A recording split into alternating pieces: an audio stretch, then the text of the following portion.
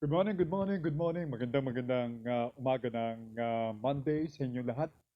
At ngayon po ay the 30th of August 2021. Abay, we have one day more to go and we'll be welcoming a new month. Ito pong Bear Month. Oh, malapit na. Mhm. The happiest time of the year. Now, ako po si Sel Baiza and welcome dito po sa inyong palatuntunang Digital Patrol. And we are being heard worldwide at anytime. Ang ating mga kasama sa Alberta, Canada will be hooking us up at upang maragdagan ang ang mga lugar na kung saan ay mapapanood ito pong ating palatuntunan. O notably yung mga hindi pa nakababatid, doon sa mga regular nating listeners and viewers, all you have to do is to, well, inform your friends, inform your loved ones, wherever they are, na meron pong isang programa dito po sa social media na ang platform ay Broad Streamcast Communicators or simply BSC. And before the program starts, I would want to ask everyone in Sandri to please like, and share the program. Ating pong makakasama ang aking technical man. Yung pong araw na ito, absent. Wala po yung regular. Si Nash ay po isasamahan ni Jejek Baisa Castro. At ganoon din ni si Manita Baisa Kapampangan. All three of us ngayong araw na ito ang inyong makakasama sa ating program till 11 o'clock ng umaga, ang Digital Patrol.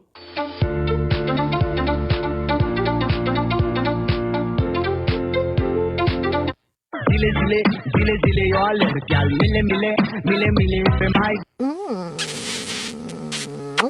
Again, ito po ang inyong Monday edition ng Digital Patrol.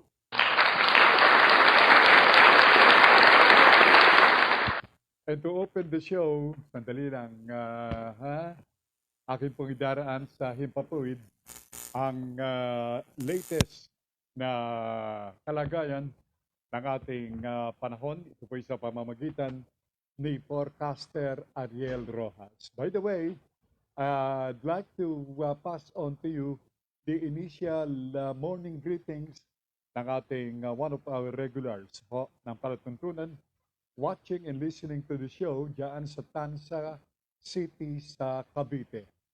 We have Wilfredo Cruz Jr. Kawili, magandang umaga sa iyo. And likewise, your better half and the only child, Unico Iho. Ang sabi ni Kawili, Happy Monday po mga ka-Digital Patrol around the world. Captain Sel Baisa, ganun din ang Pinoy Hour. Yung ating mga OFW, buhay na bayani. Incidentally, ang araw nito ay araw ng mga bayani. At of course, to name a few, we have these OFWs, mga buhay na bayani, ganoon din ang ating mga healthcare frontliners. Sila rin ay mga buhay na bayani. But everybody has his own right to be called bayani at whatever your calling is. For as long as you do something upang sa ganun ay makatulong sa kapwa, makatulong dito sa pagpapaunlad ng ating bansa, you are entitled to be called bayani. At sabi ni Kawili Cruz Jr., thank you, Lord. Likewise, I'd like to greet John and Melody and children dyan sa Alberta, Canada, sa kanila pong palatuntunang Pinoy Hour. And likewise, sa lahat ng ating mga kababayan in that part of the globe, dyan sa Canada. As well as yung mga taga-United States, at yung mga taga-Japan at maging doon sa Middle East o Gitnang Silangan, welcome, welcome to the show. From Lecolur, one of our good friends, mga gilo ko mga tagapakinig ho.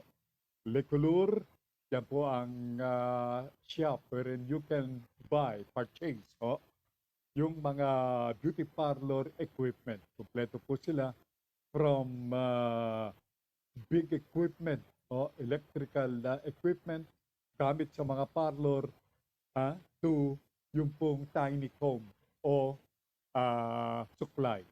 Nandyan po sa Lecolur, dyan sa kalawang palapag ng Wilcon City Center along Visayas Avenue.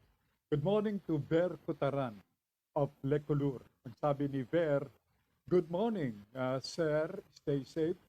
God bless you always. And you're welcome, Ver. Oh? In reciprocation, Ber says, thank you, sir. Maraming salamat, Ber. At hindi kami nakikita ni Ber na matagal na, ha? So, do expect, perhaps tomorrow, if the store is open, then I'll drop by. Okay? Namimiss ko yung ating mga kaibigan dyan sa Lecolur. Okay. Narito po si Ariel Rojas, reporting directly mula sa Pag-asa Forecasting Center. Good morning, Ka Ariel. Sandali po. Magilo ko mga tagapakinig. I'll better check. Pakaiba yung ating Mariplay. Oh.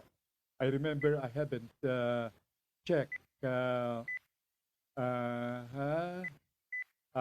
Ariel's slot dito po sa ating tape wherein I was able to get itong latest report ng Pag-asa Forecasting Center.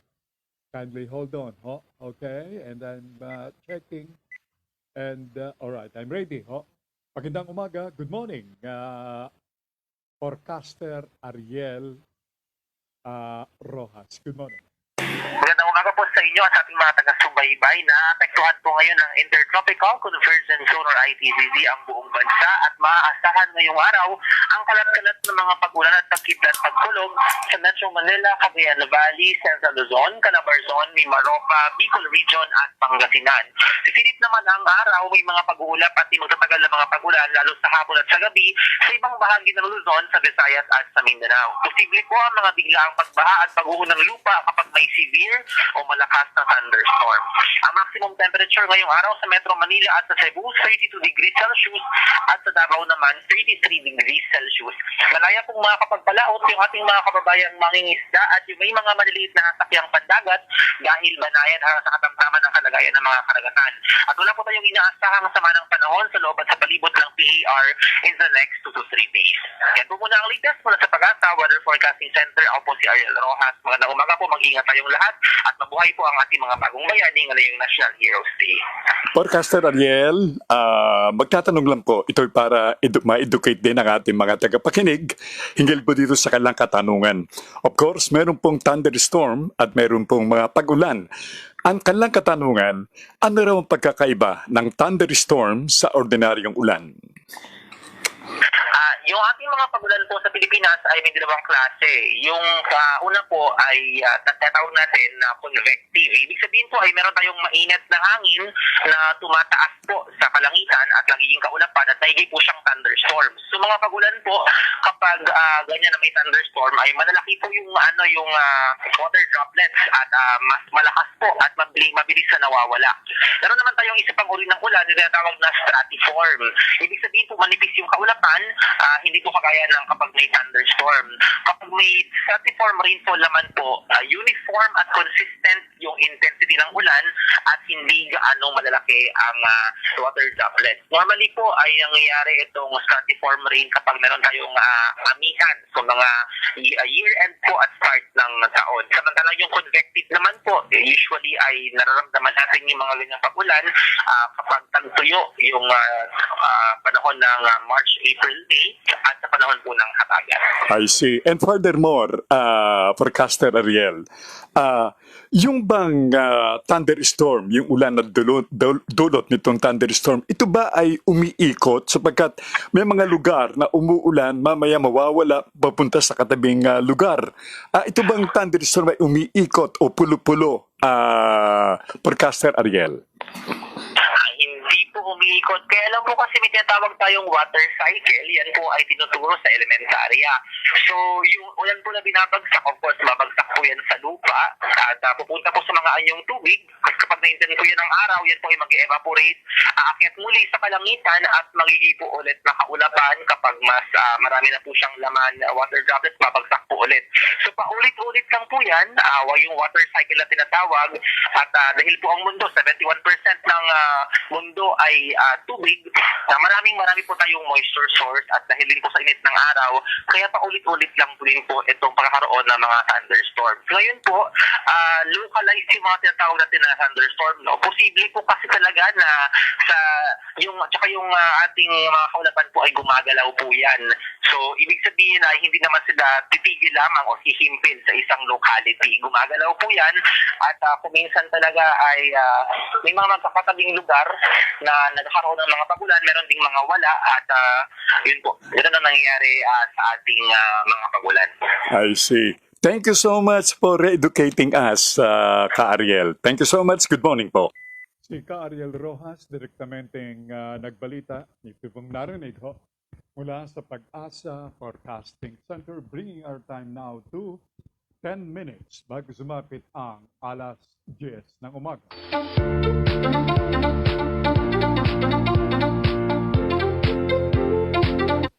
Okay, mula sa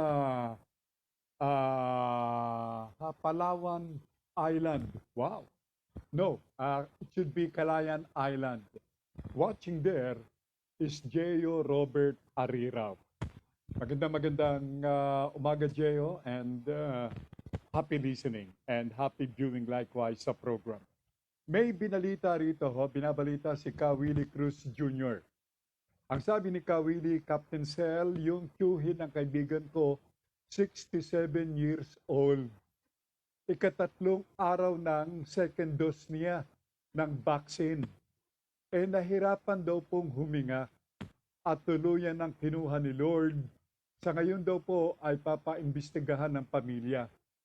Ayaw daw pong tanggapin sa cremation. Ba't ganun?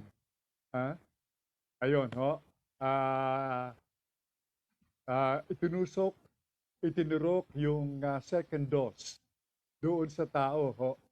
At sa ikatlong araw, iba na po naramdaman at nahirapang huminga at tuluyan ng namatay.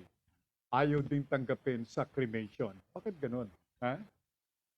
Anyway, I'm sure nababalitaan din tayo ni Willie ng update kaugnay sa bagay na yan. Mula naman kay Melito Rodelio Militante ng Calamba, Laguna. Melito says, Buenos días, Señor Sel. Que nuestro Dios nos bendiga siempre y también a todos los espectadores y oyentes de su programa Digital Patrol. Maraming salamat, Melito. Talagang si Melito iba eh. Basta bumati yan na in Spanish. Talagang kailangan i-rehash itong aking Spanish.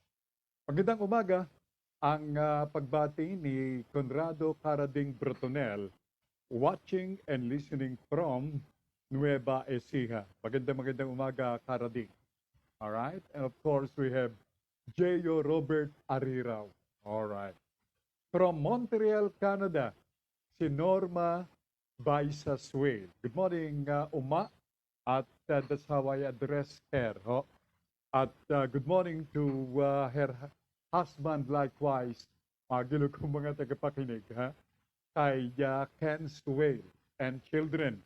Good morning. Earlier, we are talking and listening to one another doon sa Zoom.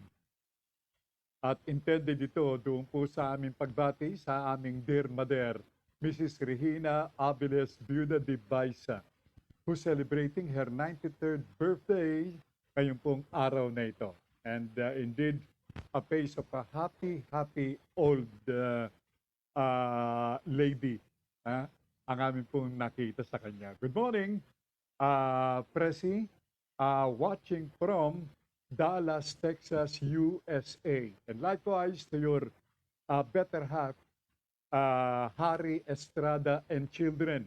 I saw earlier si Maxine, I saw Brandon, who else? Si Chris, Derek, yan.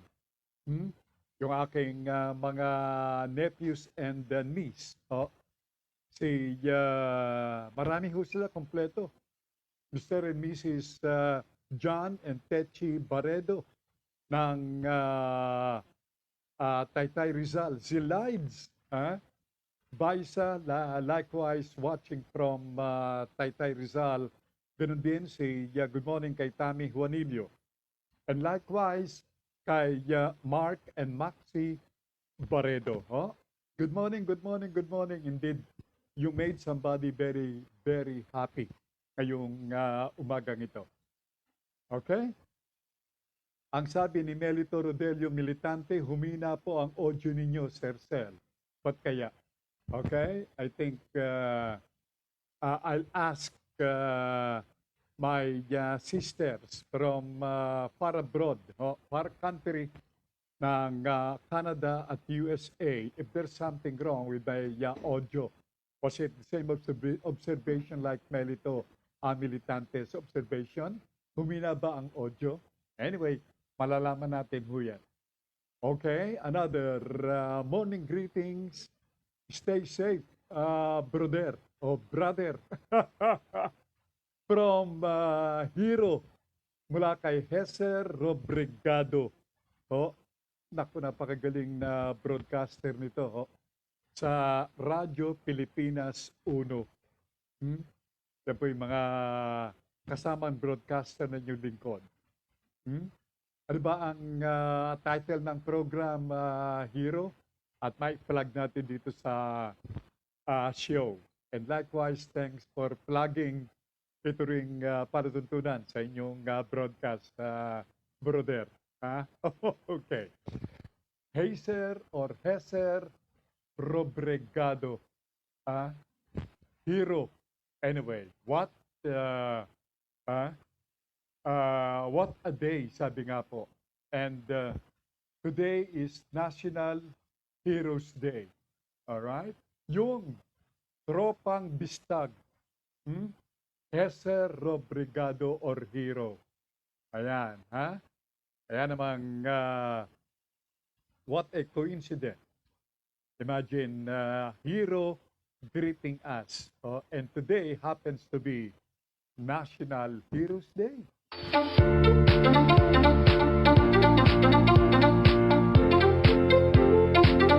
Pero ang oras po'y ganap ng alas 10 ng umaga, and welcome dito sa inyong second portion of the program, last hour of the show, where we're coming to you from 9:30 in the morning till 11 o'clock.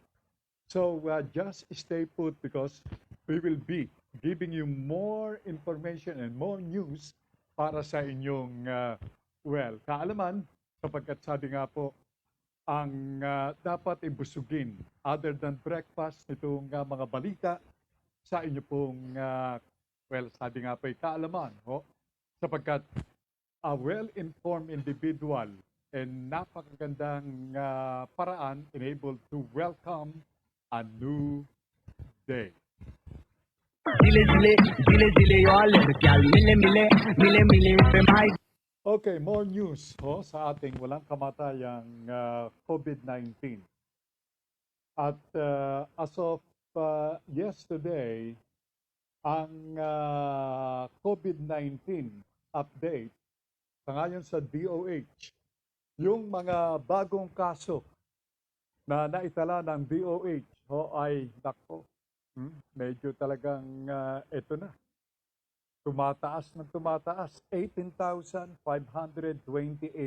new cases, bringing to a total of 1,954,023 itong kabuuan. Agilo kong mga tagapakinig, ha? Sandali lamang, pakitawag mo nga si Jejek. Ang sabi ni Melito, background music ninyo malakas, pero yung voice ninyo mahina. I'm not using any background music. Tignan mo nga, Jejek, kung anong dahilan at meron daw background music. Aha. Yun, mahina ang boses ko, pero malakas daw yung background music. Sabi ni Melito. Well, our substitute technical man, Jejek, is checking.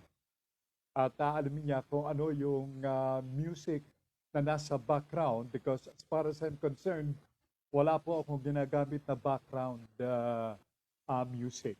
Anyway, thank you so much, Melito, diyan sa obserbasyon yan. Now, going back sa COVID-19, matapos pong ating ibalita yung mga bagong kaso, ang sumunod naman yung mga nakapag-recover, yung mga gumaling. As of yesterday, ang mga gumaling ay 17,922. Wala naman daw background music, Melito.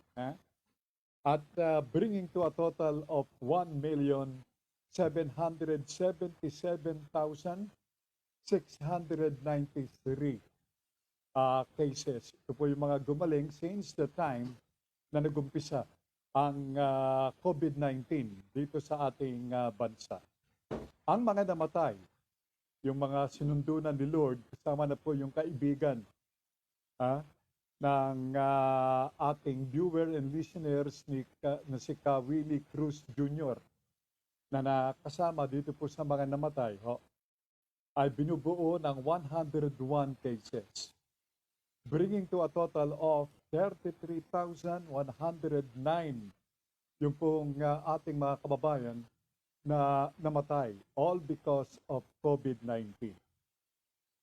Yung mga aktibong kaso na ngayon po ay nasa iba't ibang mga pagamutan at mga isolation center all over the country ay nasa 143,221.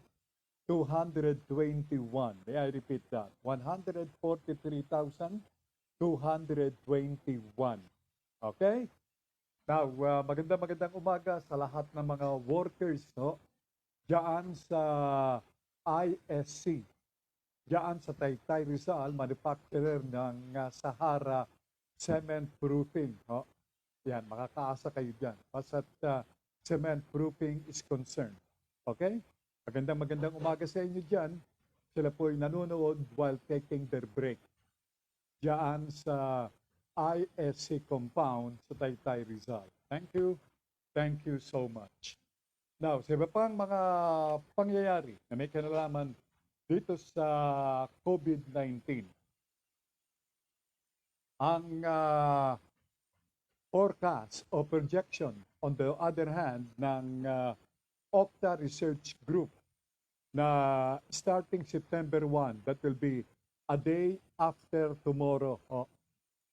Most likely, ang mga daily cases nitong COVID-19, huwag naman sana mangyari, ay tinatayang aabot ng 20,000 cases. 20,000 cases, and that's no joke. Kaya naman, paulit-ulit ang pagpapaalala ng palatuntunang Digital Patrol at ating pong nire-re-echo yung mga stampad na reminders ng ating mga health authorities, ganoon din ang DOH, yung mga health care workers na sundin yung pong basic health protocol, enable us to shred off ito pong COVID-19. Napakahirap na tayo po ay magkaroon ng karamdamang ito. Napakahirap po niyan. Marami pong mga komplikasyon na nangyayari at yung nga, kamatayan. Mahirap po yan. Magpabakuna. Yan po ang paalala ng ating mga health officials sa lahat ng ating mga kababayan. Okay? Ha? Ang sabi ni Melito, wala na pong music, kaya lang todo na volume ng speaker ko, mahina voice ninyo. Mahina raw ang voice, Jejek. Pakicheck mo nga. Maayos natin ang voice. Alin kaya dito? Alam nyo, yung kasing nag-a-adjust nito, medyo nag-time, nag-off. Yeah. Nag-time out. Alright. Medyo mahina, Jejek, itong aking audio. Baka raw mahina ang... well, nakatodo na eh. Ayun. But anyway, tinaas ko ng konti itong microphone, ang akin pong... ayan. Kamelito, pakicheck mo nga, ha? You'll be my yardstick ngayong, you'll be my gauge ngayong mga panahong ito. Maraming salamat, Kamelito. Now, hinggil pa rin dito po sa COVID-19, mga balita na may kinalaman dito sa pandemyang ito. Dito po sa ating bansa. Alam niyo po ba na sa San Juan City, umabot na sila dito sa tinatawag na herd immunity. And San Juan Mayor Francis Zamora is indeed very happy to report na yung pong ating mga kababayan dyan sa San Juan City, 100% na naturukan ng bakuna. Hello to Princess, hello to Jong, Jong and wife. Yan. Okay na raw. Thank you so much, si Melito Rodelio Militante. Maraming salamat, Melito, diyan sa impormasyong yan. Napakahalaga niyan. And I do appreciate that. Thank you. Ayun. Ngayon, as what I'm saying earlier, ito pong si Mayor Francis Zamora ng San Juan is indeed very, very joyous. He is very, very happy. And at the same time, hindi magkamayaw sa pasasalamat na kanyang ipinaabot sa kanyang mga konstituento diyan sa San Juan City. Good morning kay Nailiran Otomit. Well, ito ba kaya ang pangalan talaga ni Nailiran? Ayan, Nailiran Otomit. Yeah. Stay safe. Ang sabi niya, thank you so much, Nailiran. Ibang dating, ibang tunog, kakaiba. Nailiran. And I'm happy to, say na si Nailiran ay kauna-unahan nating pagkakataon na nabasa, nagparating ng kanyang pagbati sa programa. Maraming salamat, Nailiran. And again, kindly share, and like the program.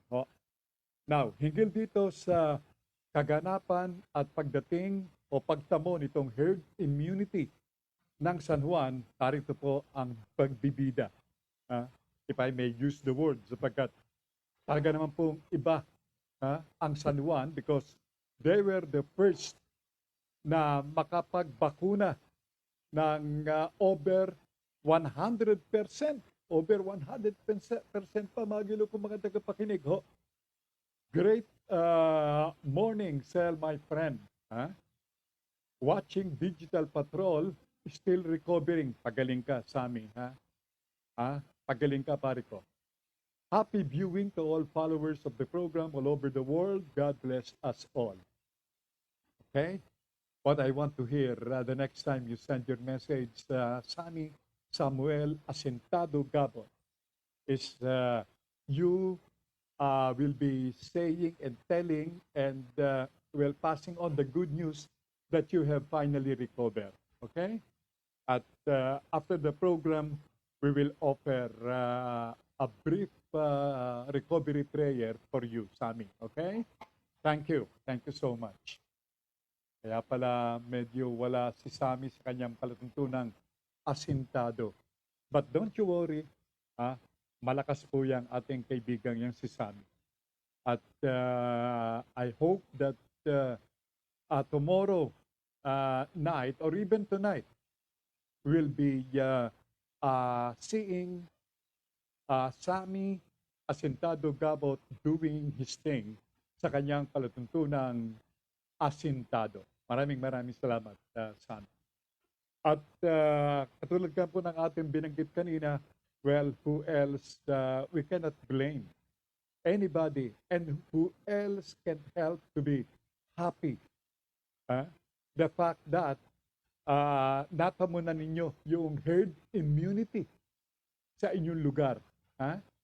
Narito po si San Juan City Mayor Francis Zamora. Tayo po ay nakapagbakuna na ng 176,543 sa kanilang first dose at sa second dose naman ay 119,531. So that is already 199% ng ating target population sa first dose at 135% naman ng ating target population yung tinaguriang fully vaccinated o naka 2 doses na o yung iba naman na single dose ng Johnson & Johnson. So, opo, nakamit na po natin ang herd immunity around 3 to 4 weeks ago po. Okay, around the past weeks ay natan muna ng San Juan City ang herd immunity. Kaya, well, congratulations kay Mayor Zamora at of course dun din sa lahat ng ating mga alkalde ng local government unit na iisa ang kanilang objective, iisa ang kanilang aim, and able to make their vaccination program a big success. And by so doing, ay matamo yung kanilang herd immunity. Because according to Mayor Zamora, expect for a happier and merrier Christmas if that would be the case. Sapagkat kung natamo mo na ang herd immunity, sabi nga po ni Mayor Zamora, tataas din itong ekonomiya ng iyong LGU. Good morning kay Carmen Sevilla, watching from Montreal, Canada. Nagbabalik si Mayor Zamora. It's really the Delta variant that is making things more complicated. Ngunit kung tigil na natin yung pagkalat itong Delta variant, remember we are now entering September. In about 4 months ay Pasko na talaga. So what we really have to do is, ito lang ang payo ko sa lahat na nakikinig kayo, magpabakuna po tayo. Magbabakuna tayo, bigyan natin ng ating sarili at mga mahal sa buhay ng proteksyon sapagkat hindi lamang ito para sa kalusugan. Ito po ay malaking bagay rin sa pagbangon ng ating ekonomiya sapagkat pinag-uusapan na ho namin. In fact, Cesar, kasama ko yung mga Metro Manila mayors kagabi for a Metro Manila Council meeting. Pinag-uusapan na namin. Yan po mga gilo kong mga tagapakinig. Well, again, you heard the happy news coming from apparently a happy mayor in person of Mayor Zamora na ibinabalita yung pong herd immunity natamo ng San Juan City at malugod niyang ibinalita sa ating mga tagapakinig. And I'm sure marami pa rin mga local government unit heads ang magbabalita darating na mga panahon, maybe within the week, na kanarining natamo yung accomplishment na nagawa at na-realize diyan sa San Juan City. Maraming salamat, Mayor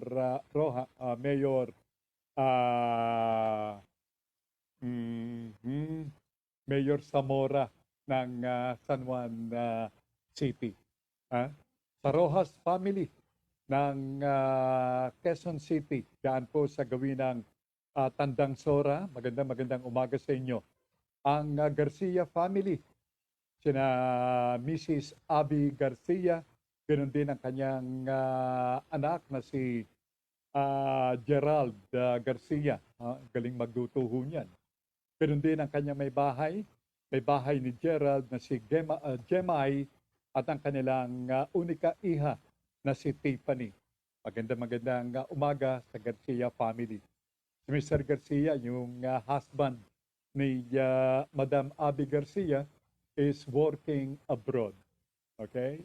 Anyway, allow me to pass on to him the same greetings. Magandang umaga, Mr. Garcia. Alright. So, tuloy-tuloy tayo dito sa ating ngayon ay binabalita itong COVID-19. Alam nyo, ngayon pong araw na ito, Lunes, the 30th of the month, National Heroes Day. Ang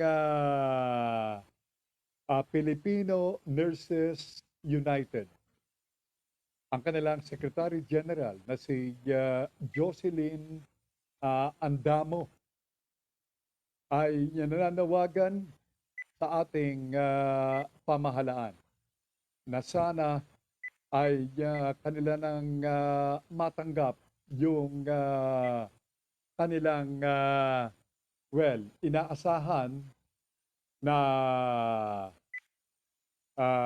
SRA, yung kanilang Special Risk Allowance, na sang-ayon kay Madam Jocelyn Andamo,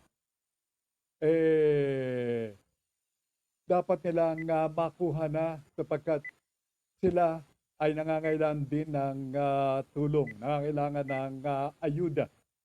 Sapagkat marami po sa mga nurses na ay they have a common problem, at ang problemang ito ay yung hinggil sa kanilang binibilhi na gamot. At ganoon din yung mga pangangailangan, lalong-lalo na ng kanilang pamilya. Yan po ang kanilang problema. Kaya namang ang panawagan ni Secretary General Andamo sa ating gobyerno, partikular sa DOH at maging sa Palasyo ng Malacanang, sapagkat binibida at naibida sa kanyang pahayag, that's a couple of days back, ni Secretary Harry Roque, na merong sapat na pera, merong sapat na pondo ang ating pamahalaan to pay itong SRA ng mga nurses. Narito ang panawagan ni Filipino Nurses United na si Secretary General Jocelyn Andamo. But before that, may pahabol si Sammy.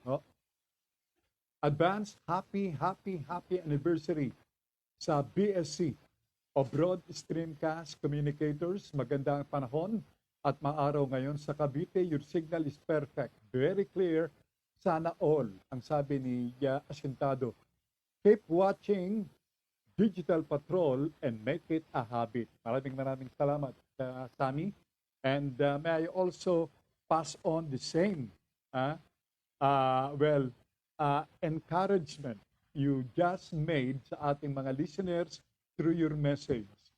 Huwag nyo rin kakalimutan na panuorin ang Asintado at lahat ng mga palatuntunan dito sa BSC. That's from Monday to Friday, at kapag weekend, abay tuloy-tuloy po ang ligaya, tuloy-tuloy ang informasyon.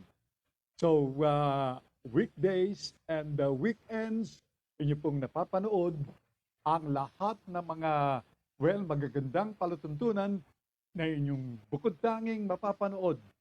And advance happy anniversary sa BSC. That will be on September 21.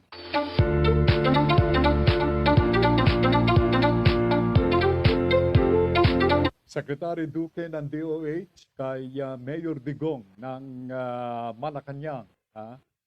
At ganun din sa lahat ng ating mga opisyalis ng ating pamahalaan, pakinggan niyo pong mabuti ang panawagang ito ng mula sa Secretary General ng Samahan ng Filipino Nurses United, si Jocelyn Andamo. Po kami, nanawagan po kami sa pamahalaan dahil nakalagay po sa bayanihan po, ito po ay ginawa natin to recognize daw po the heroic and the invaluable contribution of the health workers who are the heroes daw po, no, ng ating pandemya dahil nakaharap po dito sa ating napakarumaragasang sumasalanta sa ating na COVID-19. Sana po ay siguruhin na maibigay ang karapatan ng mga health workers at mga nurses sa benepisyo pong nakasaad sa bayanihan po. At sana po ay gawa ng paraan na hindi na po ito ma-disqualify ang maraming nurses na lubos na naglilingkod pero na-expose naman po sila. Yan po mga gilog ng mga tagapakinig, Malacanang at DOH ang panawagan ng kumakatawan sa marami nating mga nurses, mga healthcare workers. At sana yung naipangako at yung binida ni Secretary Roque sa kapagsalita ng IATF at ng ating Pangulo ng Malacanang, sana ay matupad sapagkat meron kayong sapat na pera, sangayon kay Secretary Roque, na babayaran dito sa ating mga healthcare overlookers. So mga gilo kong mga tagapakinig, yung mga nurses, wag po natin kakalimutan yan. Ang St. Luke's Hospital, some 14 nurses na nabagkita pagamutan had already resigned.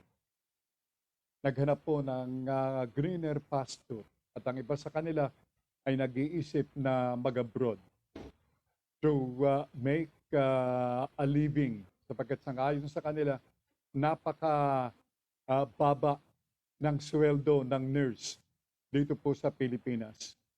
At hindi po ito eksaherado. Ito po ay nabanggit ng mga nurses na ang sweldo ng mga nurse sa ating bansa ay relatively mas mababa kesa doon sa mga, ang trabaho po ay talaga pong napakababa sa mga tanggapan. Don't ever compare. Kawawa ho, magkano binabayad ng magulang ng mga nagsitapos na mga nurses sa panahon ng kanilang pag-aaral. Millions. Hindi po yan eksaherado. I know that because I have a sister who's a nurse. Or shall I say nurses. Dalawang nurse diyan po sa Canada. At meron po akong bayaw at meron din akong mga pamangkin na pawang mga nurses. Napakagastos, lalo na dito sa Pilipinas na ikaw ay pag-aralin ng nursing course na sa pagdating ng panahon ay lubhang napakababa ng iyong tinatanggap na sweldo. Well, we cannot blame them. Ang sabi nga ang trabaho ng mga nasa medical field, yung mga kumuha ng kursong ito ay upang magligtas ng buhay. But somehow, paano ka makapagligtas ng buhay kung ikaw mismo na naka-expose sa karamdaman ay walang mabiling gamot dahilan sa kakulangan ng pera at yung mga food allowances, yung SRA, yung Special Risk Allowance na dapat ay ipagkaloob sa iyo ay inaabot ng siyam-siyam.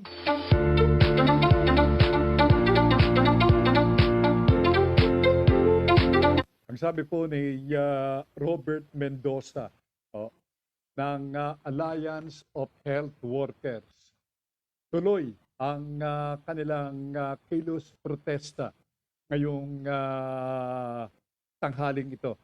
Siguro matapos siguro yung kanilang pananghalian, magsasagawa ng kilos protesta. Itong iba't ibang mga nurses mula sa iba't ibang mga pagamutan.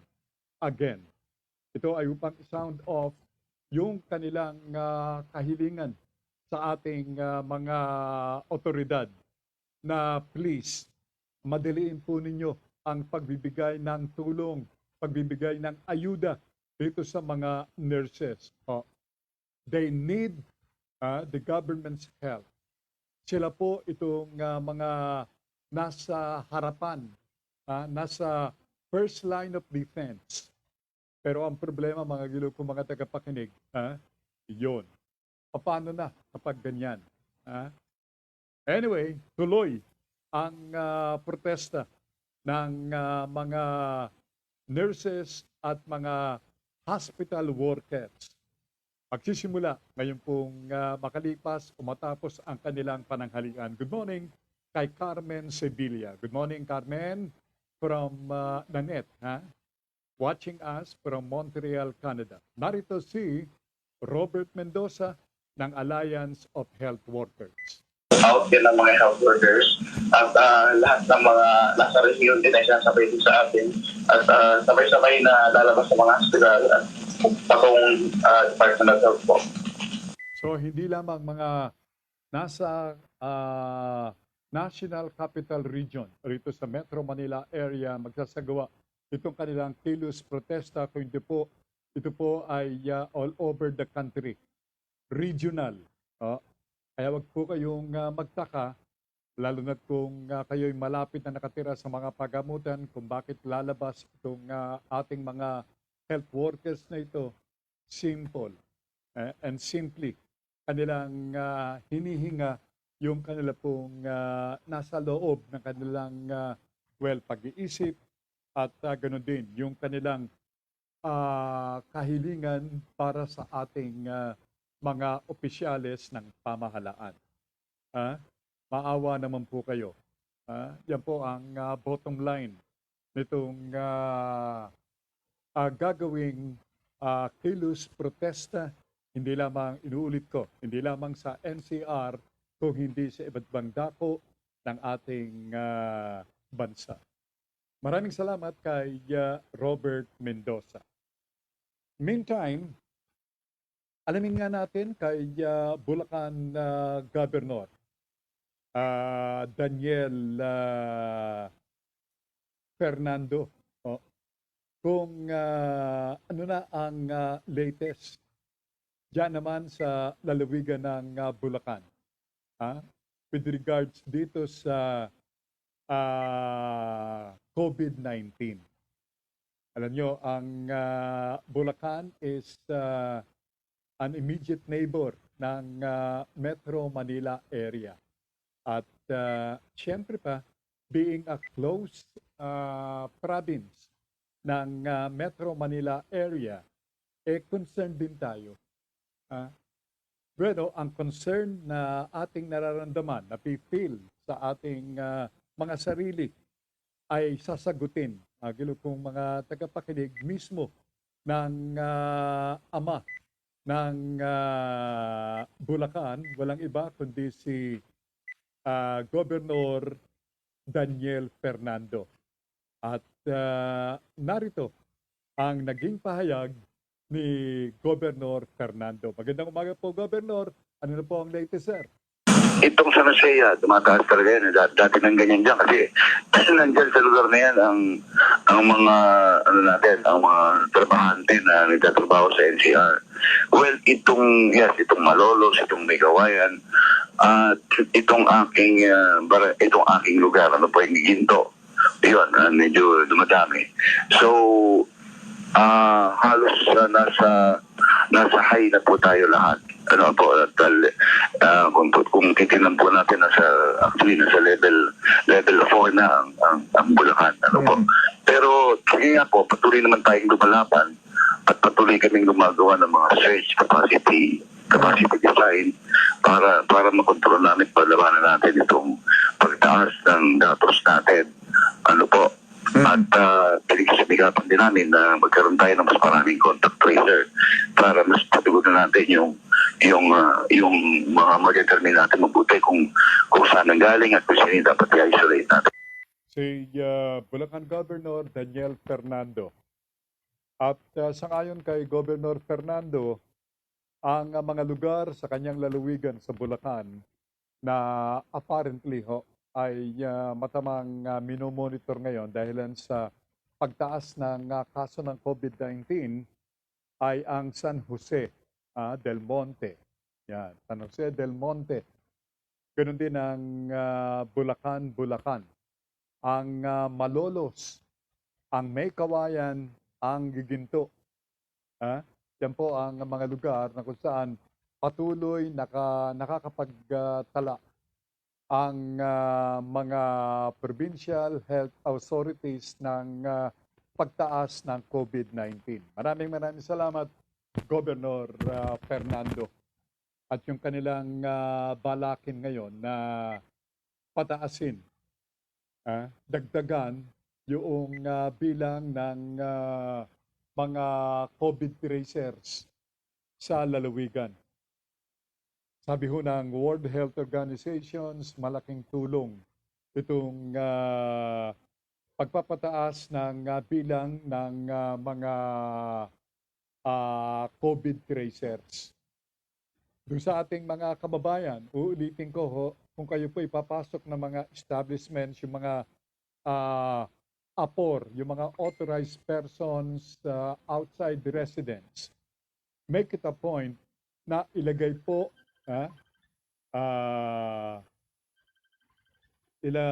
ilagay sa mga piece of papers na inyong makikita sa entrance ng mga establishments ang inyong pangalan, ang tunay na pangalan, ang tunay na address at ganun din ang inyong number, cellphone number o your number at home. Napakahalaga na inyong ipagkaloob yung inyong impormasyong yan, yung mga personal information. Because yan po ang imo-monitor ng mga tracers na yan, COVID tracers.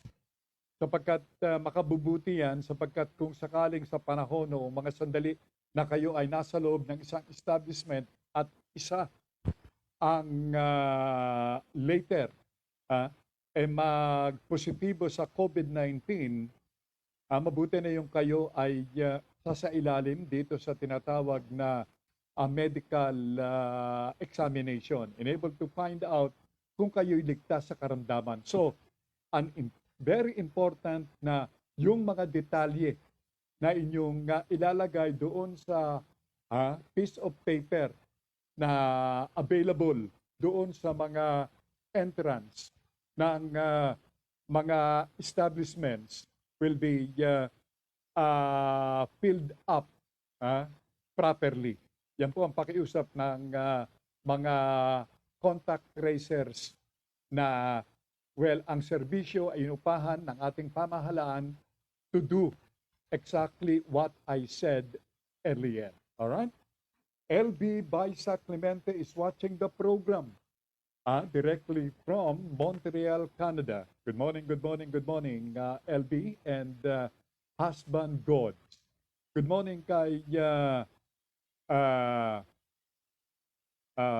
ano bang first name ng kanilang anak na kasama kanina, na kasama yung kanyang anak na abay sabi nga po namin ni si Manita kanina kung nasa Pilipinos na artistahin, sabi nga po. Ano bang anak ano ba pangalan nung panganay ni na LB? David. All right. Good morning, David. Si Dave. All right. Coming from Teresita Baisa Baredo. Good morning, Techi, and husband John. Mayor ng kanilang tahanan. All right? And watching from MECQ Taytay Rizal, though I greeted her earlier, I'd like to say hello once more to Lides Baisa Barredo. Good morning, Lides. And again to our birthday celebrator, Mrs. Regina Aviles Viuda de Baisa, who's celebrating her 93rd birthday today. Happy birthday, Mader. And likewise, thanks to Deo Macalma of DCRH. Thank you so much, Deo, for, of course, adding importance and making this a great day for our Mader. Deo had greeted in his show ang ngayon ay birthday celebration ng aming Mader. Thank you so much, paring Deo. And of course, not to mention, allow me to greet all the birthday celebrators na kasabay ng aming Mader ngayong araw na ito. Okay? So, ganun din, kanina kasama ni Uma at ni Ken yung kanilang bunsong anak. Artistahin din. Alright. At maging si Maxine, who's married to an Spanish. Ayan, yung Spaniard, Castillaloy. Ayan, maganda yung aming pamangkin na si Maxine. Pag nagkaroon ho ng mga offsprings yan. Ayan. Anyway, agilo ko mga tagapakinig. The time, the correct Philippine time, it's now 15 minutes bago sumapit ang 11 in the morning. Dile yo alergial mile pe mai. What else is new? Yan, What else is new? So, si Secretary Joey Concepcion, Presidential Advisor on Entrepreneurship, nagbalita na starting September, mukhang bubuksan na itong mga dine-in sa mga resto. At ganoon din itong mga personal care services. Ito ay magpapataas ng ating ekonomiya and somehow this will help boost itong ating mga kababayan na nawalan po ng trabaho at maging yung mga business persons na ang trabaho o kanilang negosyo ay isinara. All because of COVID-19. Talagang malaki itong pinsala na idinulot nitong COVID.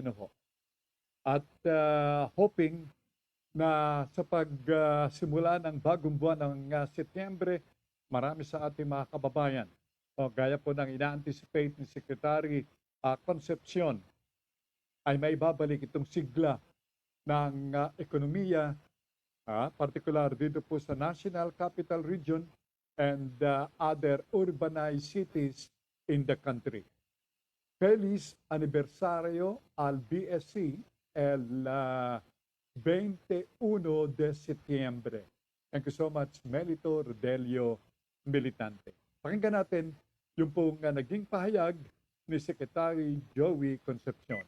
And nag-uusap tayo dito sa NCR, no? Kasi dito may sapat na bakuna. Itong programa na propose namin, i-focus natin sa NCR. Kung magtagumpay tayo dito, then pwedeng i-replicate natin sa ibang lugar, no? Pero dito lang ang talagang i-test natin to. Kasi kung gawin natin to at magandang kalabasan nito, then pwede na pwede na itong modelo na hindi na tayo magla-lockdown, no? Ayun. At kanyang binanggit na may iwasan na rin itong pagla-lockdown. Yung po kanyang binanggit.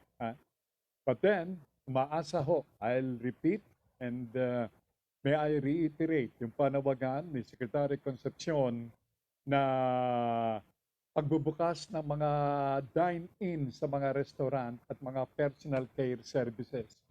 Yung mga beauty parlor, yung mga barbershop, yung mga nail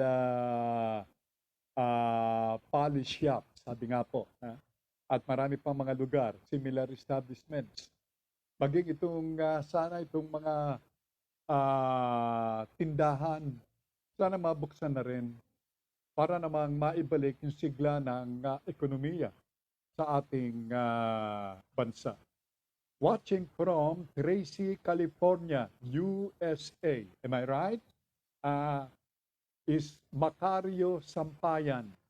Macario Sampayan, watching from Tracy, California, USA. Thank you so much, Mac. And I call you Mac for short. And Mac, kindly pass around to your friends in Tracy, California, na meron tayong isang digital patrol dito sa Broad Streamcast Communicators na nagbo-broadcast every day from 9:30 to 11 in the morning. Pass the word around because I'll be more than glad to know na marami tayong mga kababayan all over the world who are watching the program like Macario Sampayan is doing. Of course, sa iyong mga mahal sa buhay, Mac, say hello to them from me. Maraming salamat. Good morning sa ating mga watchers sa Tokyo, Japan, sa Iwabuchi family. Magandang umaga po sa inyo.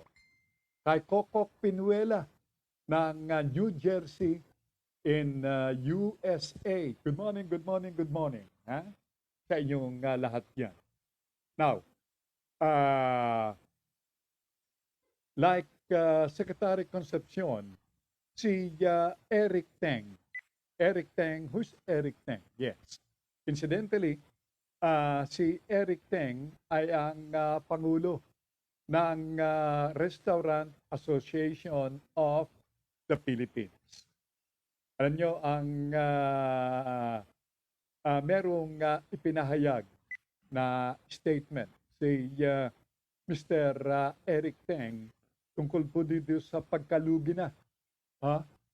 Luging-lugi na itong mga resto dito po sa ating bansa. Kaya namang sana ay maibalik na in due time ang pagbubukas ng mga restaurants at maging yung mga fast foods. Yan ang kailangan. Ang sabi ni Eric Teng, milyong piso na ang nalugi sa mga operators ng mga restaurants. Luging-lugi na. Yan po ang naging pahayag ni Eric Teng. Anywhere from 60 to 70% dahil mag-reduction po talaga to manage cost. And we have to pay for labor cost rin. Pero pag-uusapan natin yung total labor cost from last year's losses. Yung sector namin, which is a full-service restaurant, we used to employ over 2 million. Hindi pa po kasama yung fast food at the coffee shop, just the full-service restaurant. That's it. Ang paghihirap, pagsusumikap at itong dinadanas na problema ng mga may-ari ng mga restaurants, damang-dama na since last year. At milyong piso ang sa kanila ay nalugi up to now. And each time na i-adapt itong tinatawag na ECQ at MECQ, lalo ho ngayon, napakahirap po niya. Ang sabi ni Melito, pakigreet nga po itong mga buwisit kong mga tropa. Nagsidatingan po sila, nakikinood na din sila sa program ninyo ngayon. Sina June, si Marian, si Tessie, si Lolita, at si Francis. Dito daw po sila manananghalian, okay? Pero sa isang kondisyon, sila ang magluluto. Ayo. Okay yan, masaya yan. Kung sila magluluto, sama-sama kayong manananghalian. Pero tiyak, alam na alam ko ang inyong pananghalian yan na sasaluhan si Melito ng kanyang mga nagsidalo ngayon ng mga kaibigan, sina June, si Marian, si Tessie, si Lolita at Francis. Kung hindi yung manok na sinabawan, ha? Tiyak na manok na nilagyan ng sauce o sarsa. Kung hindi, baka inihaw na manok o pritong manok. Yan, ha? Sapagkat itong si Melito, inag-aalaga po nitong manok at kompleto siya ng gulay. Kaya wala nang problema. Yung kanyang mga nagsisidalaw na mga kaibigan dyan, tiyak na alam kung ano ang lulutuin. Kung fried chicken, edi mag-salad na lang ng gulay. Di ho ba? Lagyan ng konting bagoong. Masarap siguro yan. Yung dahon ng kamote o talbos ng kamote. Haluan mo ng talbos ng ampalaya. Medyo mapait pero napakasarap po niyan. At napakahusay sa katawan. Alright? Now, so happy lunch, Melito and friends. Now, sa balitang politika, ano ba nangyayari dito sa PDP Laban o ruling party ng PDP Laban? Alam nyo, ito bago ito. Mainit-init pa. Alam nyo bang sinibak? Ibig sabihin, inalis o sinipa sa ruling party PDP Laban si Pangulong Digong bilang chairman o tagapangulo ng PDP Laban. At ang mga sumipa sa kanya ay walang iba kundi sina Senador Pimentel, Coco Pimentel, at si Senador Manny Pacquiao. Sinibak. Wala na. Magilo kong mga tagapakinig. Pero medyo umangal yung kabilang faction. Sapagkat itong ruling party ngayon, dalawa po ang faction, naghati na . Yung faction na pinangungunahan nila Pimentel at Pacquiao at yung faction na pinangungunahan itong si Al Cusi ng Department of Energy at nitong si Matibag. Yan. Pero ang sabi ho ng COMELEC, hindi maaaring iparehistro ang isang kandidato, lalo't lalo na hindi pa nare-resolba itong angasan ngayon o problema ng ruling party PDP Laban. Dapat isa lamang sa PDP Laban ang iparehistro this coming October. Yan po ang filing nitong certificate of candidacy sa election time. Bawal ho yan. At ulitin ko, sapagkat ito'y sa kahilingan ni Director Jimenez. Pakishout daw ho ng program na ang filing ng certificate of candidacy sa mga tatakbo sa national at local elections next year ay sa buwan ng Oktubre. Sabihanan po ninyo yan. At idaraan natin one of these days itong pakikipanayam ng Digital Patrol kay Director Jimenez ng COMELEC. Coming from Melito Militante, eto na. Ang sabi ni Melito, tama po. Chicken a la Coke. Inihaw na yellowfin at ensiladang malunggay. Yan ang kanilang pananghalian. Sarap. Yun. Sa amin mukhang binabalak nitong aming chef na spaghetti ang aming kakainin ngayong araw na ito. Ito'y in line with our celebration ng birthday ng aming dear mother. Yan.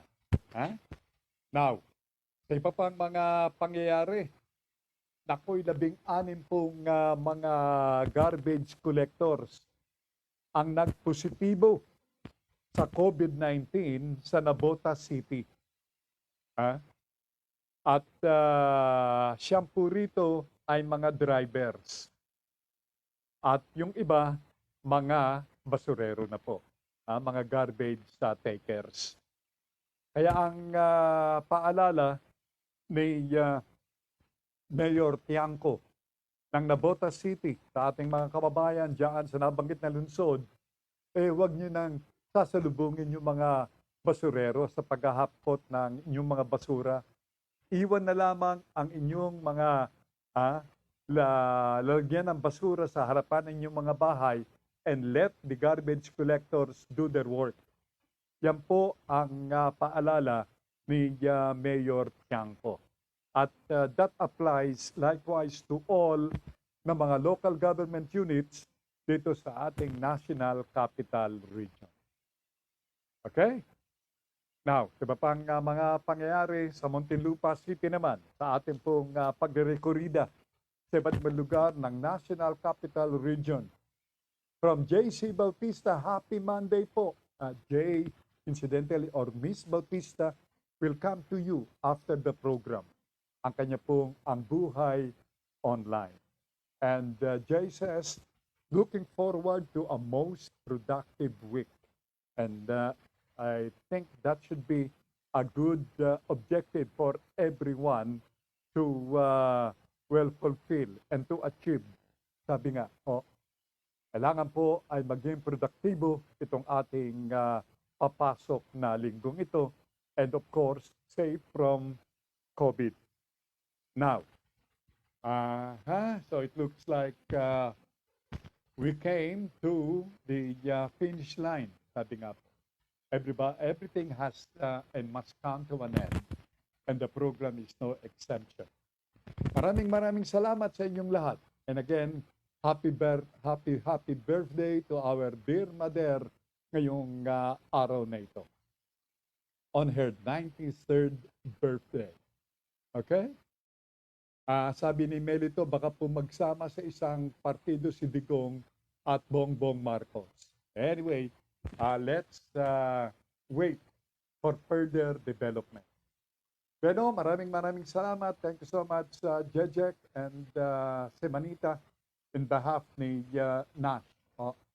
Ngayon po ay nagde-day off. At again, maraming salamat coming from my sisters here and abroad. Happy Philippines at safe Philippines daw po. At the same greetings coming from yours truly plus yung pong take care of yourself.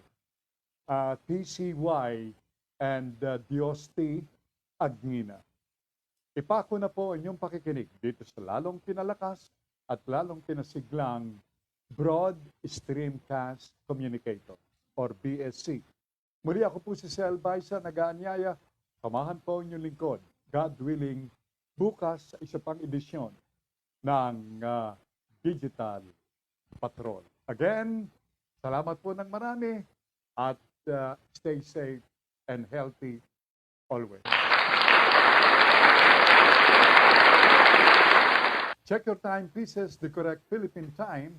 It's now 11 o'clock ng morning. Thank you very much. Stand by for Miss J.C. Bautista.